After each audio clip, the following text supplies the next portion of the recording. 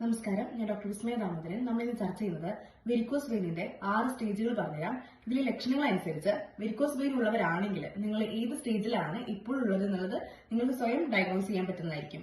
അതിൽ ആദ്യം പറയുന്നത് ഈ വെരിക്കോസ് വെയിനൊക്കെ, അതായത് വെയിനൊക്കെ തന്നെ ചിലന്തി വലയുടെ ഷേപ്പിലാണ് കാണുന്നത് എങ്കിൽ ഇത് ഫസ്റ്റ് സ്റ്റേജ് ആയിട്ടാണ് പറയുന്നത്. അതായത് ഇതിന്റെ നിറം ഒരു നീല നിറത്തിലോ അല്ലെങ്കിൽ പച്ച നിറത്തിലോ ബ്രൗണിഷ് നിറത്തിലോ ഒക്കെയാണ് കാണുന്നത്.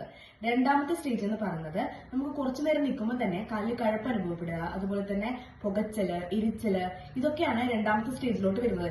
ചെറിയ രീതിയിലൊക്കെ നമുക്ക് ചൊറിച്ചലിലൊക്കെ സ്റ്റാർട്ട് ചെയ്യുന്ന രീതിയിലൊക്കെ നമുക്ക് തോന്നി തുടങ്ങും. ഒന്ന് ഇരുന്ന് കഴിയുമ്പോൾ നമുക്കൊരു ആശ്വാസം കിട്ടും.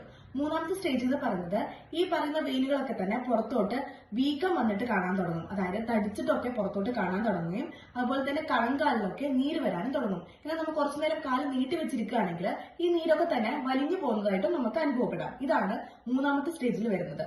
നാലാമത്തെ സ്റ്റേജ് എന്ന് പറയുമ്പോൾ നമ്മുടെ കാലിലുള്ള വെയിനൊക്കെ നന്നായിട്ട് ചുരുണ്ടിട്ട് കണ്ടിട്ട് നമ്മുടെ കാലിലെ കണങ്കാലില് അതുപോലെ തന്നെ കാലിന്റെ മേലോട്ടൊക്കെ തന്നെ സ്കിന്നിലടക്കം പിഗ്മെന്റേഷൻ വരാൻ തുടങ്ങും. അതായത് കളർ വ്യത്യാസം വരാൻ തുടങ്ങും. അതൊരു ഡാർക്ക് കളറിലേക്ക് കാലിലെ സ്കിന്ന് മൊത്തം ഒരു കറുപ്പ് നിറത്തിലേക്ക് വരാൻ തുടങ്ങുന്നതാണെങ്കിൽ ഇത് നാലാമത്തെ സ്റ്റേജ് എന്നാണ് പറയുക.